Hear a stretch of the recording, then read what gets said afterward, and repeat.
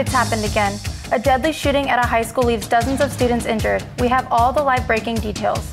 Plus, users are outraged about something that Snapchat did. Stay tuned to find out why. And it's Valentine's Day. Need some ideas of what you can do if you're all alone? All that and more as OC News begins now.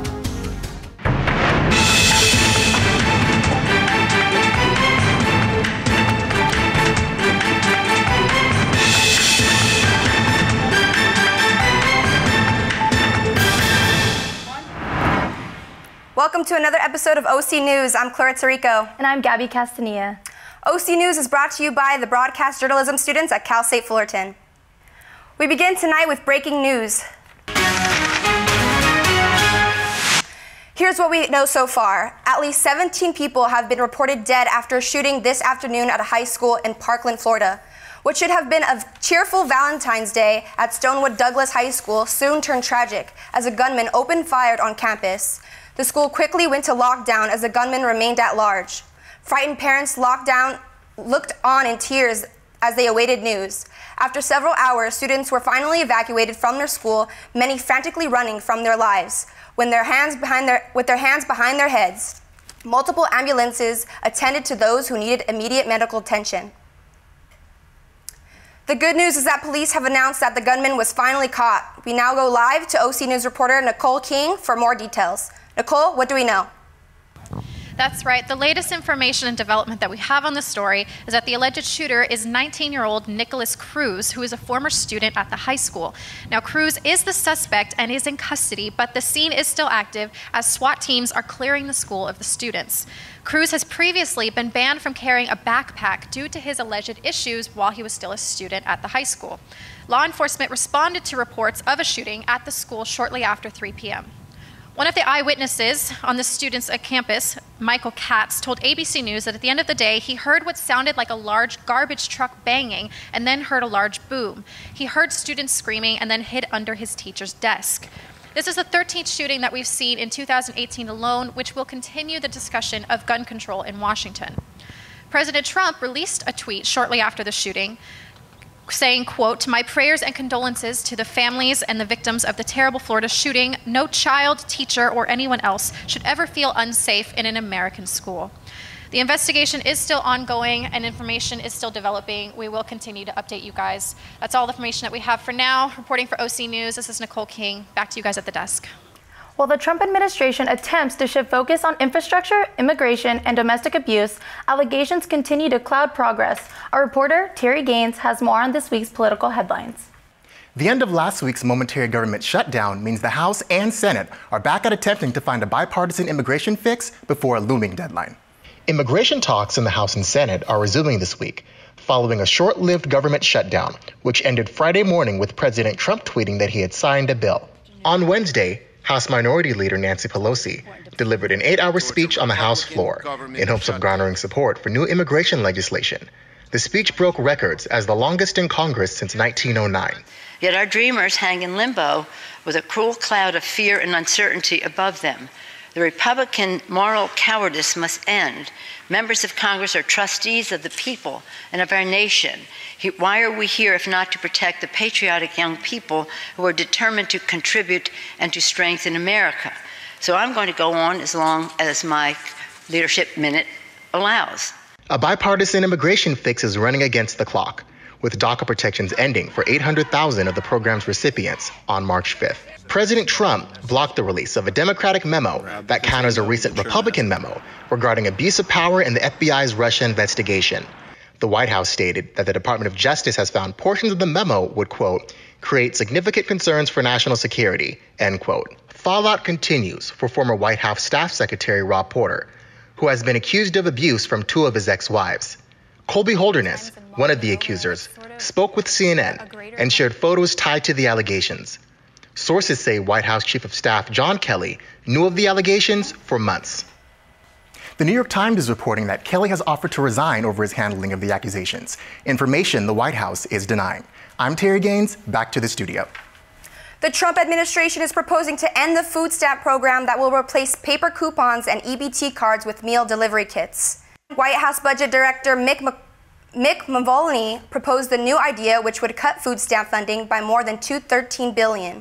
On how the new program will work, it is said that instead of getting your funds on the first of the month, families would get a box that the government says is nutritious and 100% USA grown and produced. The package would be called America's Harvest Box and is a part of Donnie's 2019 budget blueprint.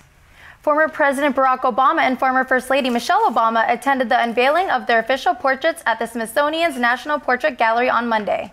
Both portraits were painted by African-American artists known for their unique style. It's the first time the museum has commissioned African-American artists to paint a president and First Lady. Obama's portrait will be a part of the permanent America's President exhibition on the second floor of the museum, while Miss Obama will be placed in another gallery. Both are now officially on display. The flu season is still in full swing, and people are getting not one, but two bouts of the flu. Reporter Jory Kolbach has the latest with the health updates.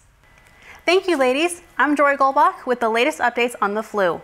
The flu pandemic is sweeping the nation, and 48 states are still suffering with active flu. Is California one of them? We'll find out on this week's health segment. The 2017-2018 flu pandemic is still raging through the U.S. 48 states are still active with the flu, according to a map released by the CDC. The only states that are labeled with minimal flu activity are Montana and Utah. This flu can strike twice. This flu virus is a mix of the H3N2 virus, H1N1, and influenza B. Many people are receiving not one, but two bouts of the flu. Dr. Ann Shuchat, the acting director of the Centers of Disease Control, states that people who already have the flu might protect themselves from catching it again if they get vaccinated. Many pharmacies are also running out of the popular medications to treat the flu, such as Theraflu and Tamiflu. Though this year seems pretty bad, scientists say this isn't the worst flu season we've had. This season, the flu has killed 63 children, while last year it killed 101 children. The year before that, it killed 123.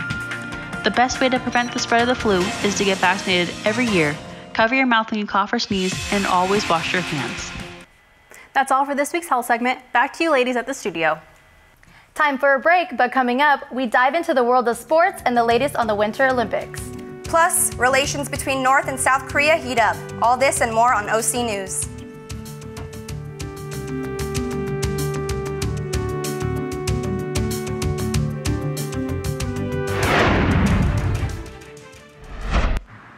How can I help my daughter with her reading? Searching for help with Dachshund Reading. How can I help my daughter with her reading? Information on hot water heating. No. Sarah's bright, but when she's reading, she has trouble sounding out the words. World music, playing track now. No. Let me try. Our daughter gets confused about which details in a story are important. Which paper towels are most absorbent? What? Here are 5 product reviews. Why are you not getting me? See, I told you. Wait, I was trying to show you how Sarah feels every day. Frustrating, isn't it? Redirecting to understood.org. For the 1 in 5 kids with learning and attention issues, this is what life can feel like. Explore understood.org, a free online resource about learning and attention issues, designed to help your child thrive in school and in life. Understood.org, because understanding is everything. Snapchat's recent update is leaving their users extremely confused and frustrated. The popular app is now separating content from celebrities and publishers to one page and stories and messages from their friends to another. This is making it hard for users like millennials to find the content they're looking for. The update started a movement to change back Snapchat to its original design. So far, the petition has 800,000 signatures on change.org. Even with all the commotion, Snapchat currently has no plans to go back to its original form. And now we go to Tyra Majors with some sports news. Thank you, Gabby and Clarissa. Fullerton's men's basketball team swept Cal Poly this past weekend with a 75-59 victory. Take a look at some game highlights. The men's basketball team back for another matchup against the Cal Poly Mustangs. Last time the Titans played, they took the win, and they hope to do the same tonight. 4 Titans scored in double figures tonight, and let me tell you, it was just bucket after bucket for the team. Austin Awishika passes it to sophomore Jackson Rowe, and swish, he gets the team off to a good start. Devon Clare passes it to junior guard Khalil Ahmad, sits in the corner and hits a spot-up corner 3. Some ball movement right here. Jackson Rowe feeds Akeem Robertson the ball and tries to make a layup, but goes to the line for a free throw instead. He still gets the point for the team. Austin Awishika passes it to Jackson. He shot fakes and drives to the basket for an easy 2. Some ball movement right here. Khalil Ahmad passing it to Kyle. Akeem Robertson set up in position to score. Woo! Into halftime. Back in action, Cal Poly shoots and misses. Khalil Ahmad with the rebound. Look at him, he's just going coast to coast. Draws the and one. Wow. Khalil just finds his way back to the rim and scores another 2 for the Titans. And again, Austin Awishika passes it to Khalil Ahmad with the one-hand jam. Who is this kid? Things are not always on the bright side for Khalil as he misses the layup, but hey, Akeem was there for the putback. Titans finish off strong. Akeem Robertson backs down the opponent and makes the layup. Junior guard Khalil Ahmad led the team with 22 points and 4 assists. Senior forward Akeem Robertson was dominant inside for the Titans as he scored 13 points, 1 shy of his career high. His teammates and coaches on me about being aggressive and staying locked in, and then finding something little to do to really spark my game a little bit. And I was trying to play hard and try to get my hand on a couple passing and stuff like that, rebound the ball, stuff like that, just doing little things to get the ball rolling. And the Titans defeat Cal Poly tonight with a score of 75-59. This weekend, the team will head north to play UC Davis. Coach Taylor says they know what they need to do to be successful. They just need to be consistent. Reporting from Titan Gym, this is Tyra Majors with OC News. In national sports news, last Thursday, the Cavaliers completely altered their roster with a shocking series of deals before the NBA trade deadline. Cleveland has traded 6 players and a first-round draft pick in exchange for 4 new players who will either make or break their team. New to the Cavs are George Hill and Jordan Clarkson, to name a few, while Isaiah Thomas and Dwayne Wade were traded to other teams. Of course, LeBron James will stay on the roster. The most surprising trade to most was Isaiah Thomas's move to the Lakers. However, he quickly found his groove on the new team as he scored 22 points off bench in his debut game with the team on Saturday. Moving on to the Olympics, this past weekend was a historical one for America. 17-year-old Red Gerard won snowboarding gold for the United States in the men's slopestyle competition. It was America's first medal of any color at the Pyeongchang Olympics. Chris Mazur followed up with a silver in men's luge. It's the United States' first medal in men's single luge in Olympic history. Lastly, on Sunday night, Mireille Nagasu became the first American female figure skater to hit the triple axel when she nailed the move in the women's free skate portion of the team figure skating event. Now the U.S. currently has a total of 7 medals with 4 gold, 1 silver, and 2 bronze. Our anchors have more on Olympic snowboarder Chloe Kim. Ladies. Torrance native Chloe Kim earned her first gold medal in women's snowboard halfpipe Tuesday at the 2018 Winter Olympics. The athlete won with a final score of 98.25 after her first lap had already placed her above the rest of the competition. According to ESPN, while running her historic laps, Kim was listening to Motorsport by Migos and Paparazzi by Lady Gaga. The 17-year-old made history as the youngest woman to win a gold medal in snowboarding. Congratulations to Chloe Kim for bringing home a medal for Team USA. In men's snowboarding, Shaun White also made history at this year's Olympics. Scores in. It's the return of the king in the men's halfpipe. Shaun White takes the gold. White won the men's snowboard halfpipe in Pyeongchang. It's the 3rd halfpipe gold, having previously won in 2006 and 2010. He is the first American male to win gold at 3 separate Winter Olympics. A historic moment hit for North Korea and South Korea as they marched under one flag in the 2018 Winter Olympics in Pyeongchang. This is a rare unity for a divided region and has stripped us much of controversy all around the world. And now we turn to Shannon Merkurcher with more on this story. Thanks, Gabby and Clarissa. North and South Korea are joining forces for the 2018 Winter Olympics. This is stirring up controversy all over the world, and here's why.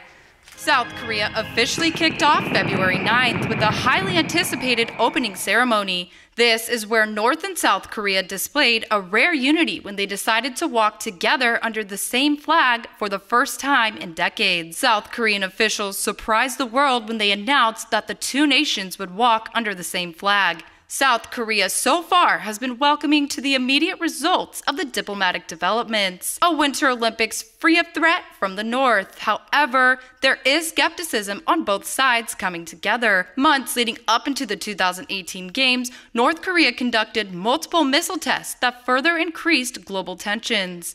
North Korean's leader Kim Jong-un raised the idea of starting high-level talks with South Korea in regards to participating in the Olympics during his New Year's speech. The two countries quickly agreed not only to march under a united flag, but to also allow a women's ice hockey team. This marks the first contribution to the same Olympics team for both countries. There are 22 North Korean athletes participating in the Pyeongchang Games, including figure skaters, ice hockey players, and skiers. In addition, Kim's younger sister, Kim Yoon-jong, attended the opening ceremony. This is the first time ever that an immediate family member has set foot in South Korea since the Korean War in the mid-20th century. Hundreds of anti-North Korean protests scuffled with riot police outside the Winter Olympics Stadium hours before the ceremony started. Protests burned North Korean flags and pictures of leader Kim Jong-un. Over 800 people marched toward the stadium where the Olympic torch was later lit. President Moon Jae-in is being criticized by protesters, who claims he is using the Olympics to re-engage with the North. Many South Koreans question whether or not this was the right move for their country. We will just have to wait and see how this plays out for the joint diplomacy. That's all I have for now on the Olympic Games. Back to you guys in the studio. We are in the middle of the winter season and it is getting a little chilly in Orange County. Let's see if things are going to warm up soon. Here's Larry Junies with our local forecast for this week. Hello guys, my name is Larry Junis and I'm here with your weather today. As you see currently, hold on, wait a second. I just want to say happy Valentine's Day to all the lovebirds out there. If you don't have a Valentine today, it is okay because currently it is 66 with a low of 55. The wind is 4 miles per hour. You won't feel that. That's all right. 46% in the humidity. And if you want to do that heart silhouette tonight with your Valentine, you might want to be outside at 5:35 p.m. And the sunrise in the morning will be at 6:36 a.m. Moving on to our 5-day. On Thursday, we're going to have a high of 73 with a low of 48. On Friday, to our weekenders, don't worry. It is partly cloudy, but the sun will shine again. We'll have a high of 77 with a low of 47. On Saturday, sunny. 78, low of 48. On Sunday, it's going to be a high of 67 with a low of 48. And on Monday, it is partly cloudy with a high of 63 with a low of 43. Moving on to our current surface, as we see on the East Coast, as you see that green there, that green indicates that there's going to be rain, either light or heavy. It might be a little bit heavier on the East Coast. It's nice because as we see here, there is a trail just off the Mississippi River. And on the West Coast, we see a little green over there as well. It might hit Orange County sometime soon. Again, I want to say happy Valentine's Day. Get snuggled and wuzzle up because if not, you're going to be cold tonight, 48 degrees. Take care, guys. After the break, Cal State Fullerton's dance team winning streak may have come to an end. We'll tell you why. Plus, an unlikely user on Match.com that you may encounter in your search for love. We'll be right back.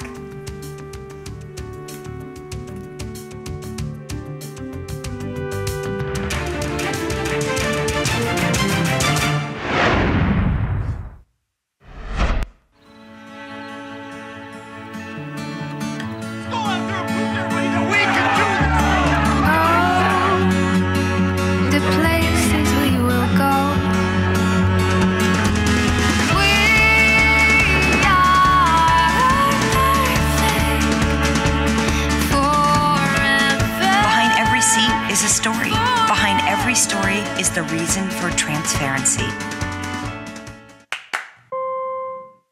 The Titan dance team had some upsetting news over the winter break that they are not accustomed to receiving. We go to Zach Slopemaker with more information.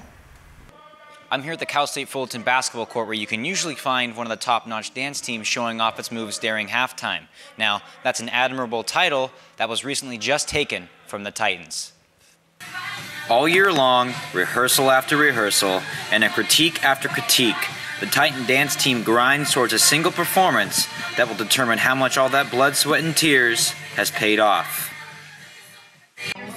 either like super late in the morning, or sorry, super late at night or super early in the morning, depending on when we get the gym availability. And then again, if there's ever a game, we practice after the game, and practices were anywhere between 3 to probably like 5-6 hours. Dancing, a sport of precision, is one that Cal State Fullerton has, under the guidance of head coach Jenny Volkert, dominated in for nearly 9 years. In hopes of carrying on this tradition, the Titans set off to Florida in pursuit of yet again a Division I Jazz national title.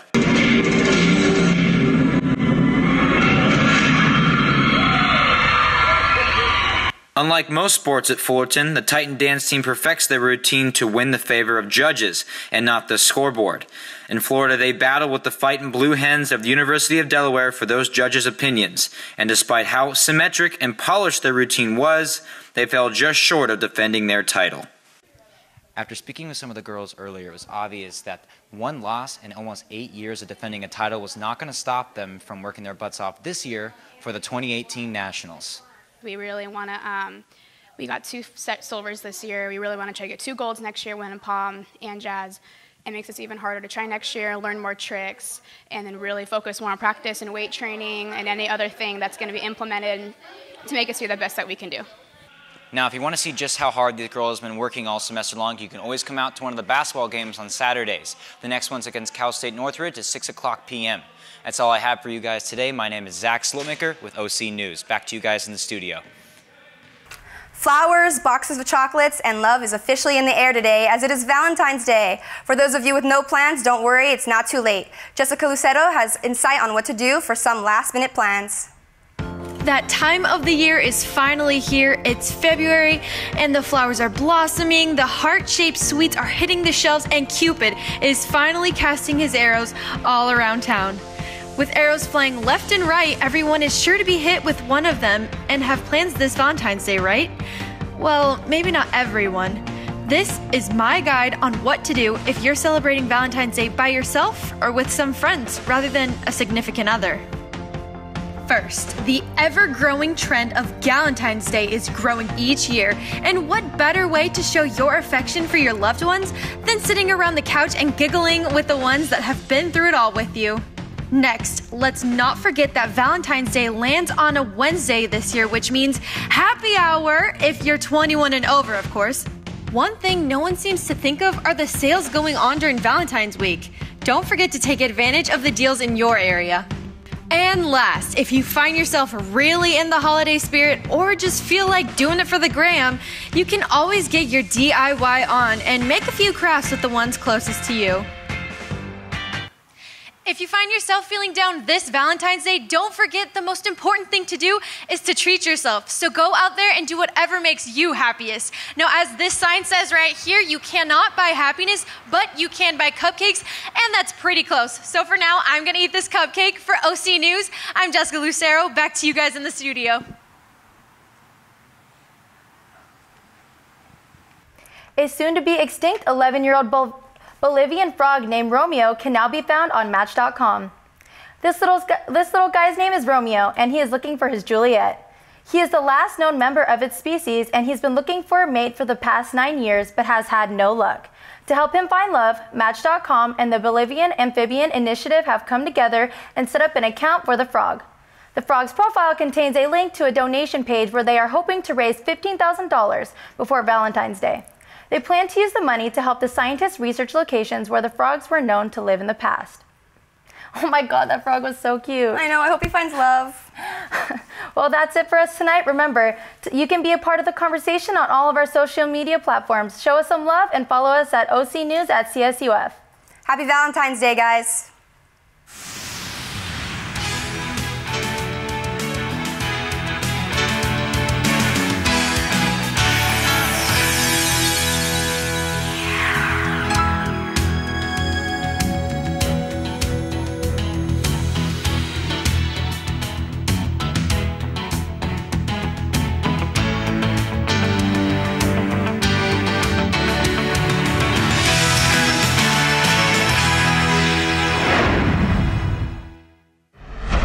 OC News is sponsored in part by Univision Communications, Southwest Airlines, and Casanova McCann.